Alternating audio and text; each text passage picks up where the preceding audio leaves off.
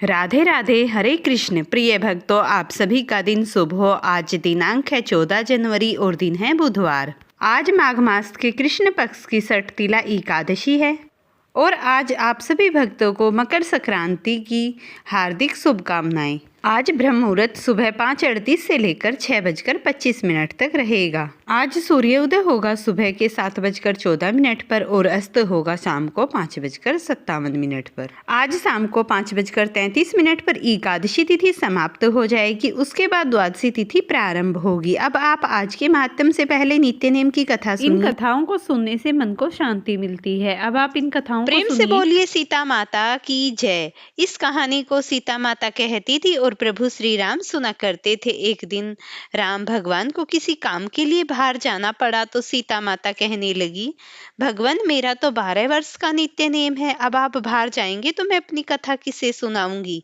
तब श्री राम ने कहा कि सीता आप कुएं की पाल पर जाकर बैठ जाना और वहां जो भी औरतें कुएं की पाल पर जाकर बैठ गई। एक स्त्री आई, उसने रेशम जरी की साड़ी पहन रखी थी और सोने का घड़ा ले रखा था। सीता माता उसे देखकर कहने लगी, बहन मेरा 12 वर्ष का नित्य नेम सुन लो। पर वह स्त्री बोली कि मैं तुम्हारा नित्य नेम सुनूंगी तो मुझे घर जाने में देर हो जाएगी और मेरी सास मुझसे लड़ेगी, इसीलिए उसने कहानी नहीं सुनी और अपने घर चली गई। लेकिन उसके घर जाते ही उसकी रेशम जरी की साड़ी फट गई, सोने का घड़ा मिट्टी के घड़े में बदल गया। सासू ने देखा तो पूछा, अरे बहू यह किसका दोष अपने सर लेकर आ गई। बहू बोली, माँ जी कुएं पर एक औरत बैठी थी, उसने अपनी कहानी सुनने के लिए कहा था, मैंने नहीं सुनी, शायद उसी का यह फल है। बहू की बात सुनकर अगले दिन वही साड़ी और घड़ा लेकर सास कुएं की पाल पर गई। सास को वहीं पर सीता माता बैठी मिली तो सीता माता ने कहा, बहन मेरी कहानी सुन लीजिए। सासू बोली, एक बार छोड़ो, मैं तो 4 बार कहानी सुन लूंगी। तब सीता माता बोली, राम आए लखन आए, देश के पुजारी आए, नित नेम का नाम ले आओ राम, बैठो राम, तपी रसोई जीमो राम, माखन मिश्री खाओ राम, दूध बतासे पी, सूत के पल को माठो राम, साल दो साला ओढ़ो राम, जब बोलू तब राम ही राम, राम सवारे सबके काम, खाली घर भंडार बढ़ेंगे, सबके बेड़ा पार करेंगे, जय श्री राम जय श्री राम, राम राम। सासू बोली, बहन कहानी तो बहुत अच्छी लगी, पर कहानी सुनकर सासू घर चली गई और उसकी साड़ी फिर से रेशम जरी की बन गई, मिट्टी का घड़ा फिर से सोने का बन गया। बहू ने देखा तो कहने लगी, सासू माँ आपने यह सब कैसे किया। सासू बोली, बहू तू दोष लगा कर आई थी और मैं दोष उतार कर आई हूँ। बहू ने पूछा कि माँ जी वह कुएं वाली स्त्री कौन है। सासू ने बताया, वह सीता माता थी, वह पुराने से नया कर देती हैं, खाली घर में भंडार भर देती हैं, वह लक्ष्मी का वास घर में करा देती हैं और जो भी मनुष्य की इच्छाओं से पूर्ण कर देती हैं। बहू बोली, माँ जी फिर तो ऐसी कहानी मुझे भी सुना दो। सास बोली कि ठीक है तुम भी सुनो। फिर सास ने कहानी शुरू की, राम आए लखन आए, देश के पुजारी आए, नित्य नेम का नेम लाओ आओ राम, बैठो राम, तपी रसोई जियो राम, माखन मिश्री खाओ राम, दूध बतासे पियो राम, सूत के पल को माठो राम, साल दुसाला पाठो राम, साल दुसाला ओढ़ो राम, जब बोलूं तब राम ही राम, राम सवारे सबके काम, खाली घर भंडार भरेंगे, सबका बेड़ा पार करेंगे, बोलो श्री राम जय जय राम। बहू कहने लगी, कहानी तो बहुत अच्छी लगी माँ जी। सासू ने कहा, ठीक है अब से हम इस कहानी को रोज क्या करेंगे। तब सासू रोज सवेरे उठती, नहाती धोती, पूजा के बाद नित्य नेम की सीता माता की कहानी कहती। एक दिन की बात है, उसके यहाँ पड़ोस की एक औरत आई और बोली कि बहन जरा सी आँच दे दो। तो बहू बोली कि आँच तो अभी हमने जलाई ही नहीं। पड़ोसन बोली, फिर तुम सुबह 4 बजे से उठकर क्या कर रही हो। तो उन्होंने कहा कि हम रोज सुबह उठकर नित्य नेम में सीता माता की कथा करते हैं। पड़ोसन ने उनकी बात सुनकर फिर कहा, सीता माता की कहानी कहने से तुम्हें क्या मिला। तब वे दोनों बोली कि सीता माता की कहानी कहने से घर में भंडार भर जाते हैं, सारे काम पूर्ण हो जाते हैं, मन की इच्छा पूरी होती है। पड़ोसन ने कहा, अगर बहन ऐसा है तो फिर मुझे भी कहानी सुना दो। तब बहू बोली, ठीक है तुम भी यह कहानी सुन लो। राम आए लखन आए, देश के पुजारी आए, नित नेम का नेम लाओ आओ राम, बैठो राम, तपी रसोई जीमो राम, माखन मिश्री खाओ राम, दूध बतासे पायो राम। राम सूत के पलको माठो, साल दुसाला पाठो राम। साल दुसाला ओढ़ो राम, जब बोलू तब राम ही राम। राम सवारे सबके काम, खाली घर भंडार भरेंगे, सबका बेड़ा पार करेंगे। जय श्री राम, जय श्री राम। तब पड़ोसन ने कहानी को सुना और कहने लगी, बहन कहानी तो बहुत अच्छी लगी। अब वह पड़ोसन भी नित्य सीता माता की कहानी कहने लगी। कहानी कहने से सीता माता के पड़ोसन के घर के भी भंडार भर गए। देखते ही देखते अब तो पूरे मोहल्ले में नित्य नेम की कथा चल पड़ी। हर किसी की मनोकामना पूर्ण होने लगी। हे सीता माता, जैसे आपने बहू के घर में भंडार भरे, उनकी सभी मनोकामना पूरी की, वैसे आप हमारी भी भरना। कहानी कहने वाले, सुनने वाले और हुंकार भरने वाले सबकी सुख शांति और समृद्धि देना। प्रेम से बोलिए सीता मैया की जय। माघ मास का महात्म। अब आप 5वें अध्याय का महात्म सुनिए। दैत्याशी जी कहते हैं, हे राजन, एक प्राचीन इतिहास कहता हूँ। भृंगु ऋषि में ऋषिका नाम की एक ब्राह्मणी थी, जो बाल्यकाल से ही विधवा हो गई थी।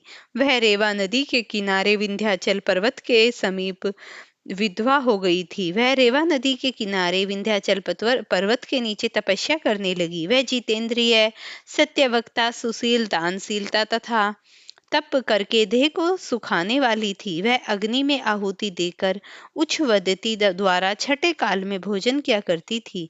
वह वल्कल धारण करती और संतोष से अपना जीवन व्यतीत करती थी। उसने रेवा और कपिल नदी के संगम में 60 वर्ष तक माघ स्नान किया और फिर वहीं पर मृत्यु को प्राप्त हो गई। माघ स्नान के फल से वह दिव्य 4000 वर्ष तक विष्णु लोक में वास करके सुंदर और उपसुंदर दैत्यों का नाश करने के लिए ब्रह्मा द्वारा तिलोत्तमा नाम की एक अप्सरा के रूप में ब्रह्मालोक में उत्पन्न हुई। वह अत्यंत रूपवती, गान विद्या में अति प्रवीण तथा मुकुट कुंडल से शोभामान थी।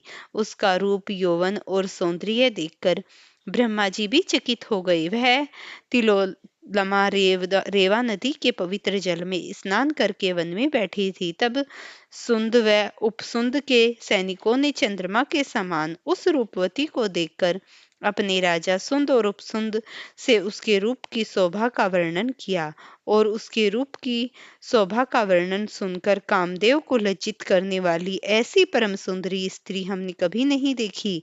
आप भी चलकर देखिए। वह दोनों मदिरा से पात्र रखकर वहां पर आए जहां पर वह सुंदरी बैठी हुई थी, और मदिरा के पान विहल होकर काम कीड़ा से पीड़ित हुए, और दोनों ही आपस में उस स्त्री रत्न को प्राप्त करने के लिए विवादग्रस्त हुए और फिर आपस में युद्ध करते हुए वहीं समाप्त हो गए। उन दोनों में मरा हुआ देखकर उनके सैनिकों ने बड़ा कोलाहल मचाया और उस तिलोत्तमा कालरात्रि के समान उसको पर्वत से गिरती हुई 10 दिशाओं को प्रकाशमान करती हुई आकाश में चलती गई, और वह सभी दिशाओं को प्रकाशमान कर रही थी। आकाश में चली गई और देव कार्य सिद्ध करके ब्रह्मा के समान चली आई। तो ब्रह्मा जी ने प्रसन्नता से कहा, हे चंद्रवती, मैंने तुमको सूर्य के रथ पर स्थान दिया। जब तक आकाश में सूर्य स्थित है, नाना प्रकार के भोगों को भोगो। सो हे राजन, वह ब्राह्मणी अब भी सूर्य के रथ पर सवार रहती है और सभी भोगों को भोगती है। इसीलिए श्रद्धावान पुरुषों को उत्तम गति पाने के लिए यत्न के साथ माघ मास में विधि पूर्वक स्नान करना चाहिए। अब आप आज के महात्म्य के बाद इस पौराणिक कथा को सुनिए। प्राचीन काल में एक धर्मपरायण राजा था। राजा धर्मकेतु वह प्रजा का पालन, पुत्रवर्थ करता, ब्राह्मणों का सम्मान करता और स्वयं भी बहुत विधि विधान नियम पूर्वक व्रत किया करता। एक बार राज्य में भयंकर दुर्भिक्षण आ पड़ा। अन्न का अभाव हो गया। निर्धन और असहाय लोग दुखी होने लगे। उसी राज्य में गरीब ब्राह्मण परिवार था। ब्राह्मण दंपति अत्यंत निर्धन थे, परंतु हृदय से पवित्र और भगवान विष्णु के अनन्य भक्त थे। माघ मास का आरंभ हुआ। घर में अन्न न होने पर भी उन्होंने कोई निश्चय नहीं किया। भले ही उपवास करना पड़े, पर माघ मास का अपमान नहीं करेंगे। प्रतिदिन प्रातःकाल स्नान कर विष्णु का स्मरण करते, तुलसी के पत्ते अर्पित करते और यथाशक्ति दीप जलाते। कई दिन तक ऐसे ही बीत गए। शरीर भी दुर्बल हो गया, पर भक्ति दृढ़ थी। एक दिन स्वयं भगवान विष्णु एक साधु का वेश धारण कर उनके द्वार पर आए।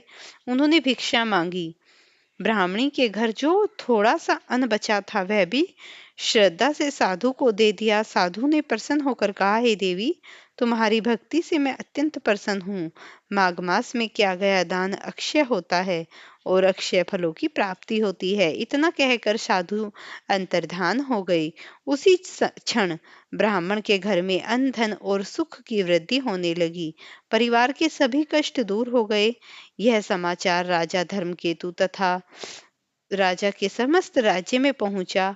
तब राजा स्वयं ब्राह्मण के घर गए और सारा वृतांत सुना। राजा ने प्रजा से कहा, देखो, महामास में थोड़ी भी भक्ति भी अत्यंत फल दे देती है। इसीलिए इस मास में जो भी मनुष्य अहंकार को त्याग कर दान, जप और सेवा करेगा तो उसके सभी कष्ट दूर हो जाएंगे। राजा ने राज्य में आदेश किया कि माघ मास में तालाबों, नदियों और घाटों की सफाई कराई जाए, गरीबों को अन्न वस्त्र दिए जाएं, विष्णु मंदिरों में दीपदान जलाए जाएं। कहते हैं प्रातः काल स्नान करके किसी तीर्थ में तिल गुड़ कंबल अन्न का दान करके विशेष पुण्यदायक फल प्राप्त होता है। श्री विष्णु सहस्त्रनामा गीता पाठ इस नाम स्मरण से मनुष्य भवबंधन से मुक्त हो जाता है। इस मास में किया गया छोटा सा पुण्य भी अक्षय हो जाता है। जो भक्त माघ मास में इन कथाओं को सुनता है वह समस्त लोकों में समस्त सुखों को भोग कर अंत में सहज ही भगवान श्री हरि विष्णु के धाम को जाता है और उसे विष्णु लोक में भगवान श्री हरि विष्णु अपने श्री चरणों में स्थान देते हैं। प्रेम से बोलिए ओम नारायणे नमः, ओम श्री विष्णु आय नमः। प्रिय भक्तों, अगर आपको विष्णु भगवान की ये कथाएं पसंद आती हैं तो इन्हें लाइक और शेयर किया कीजिए। चैनल पर नए हैं तो चैनल को सब्सक्राइब कीजिए और भगवान विष्णु के निमित्त एक प्यारा सा कमेंट जय श्री हरि विष्णु अवश्य ही किए कीजिए।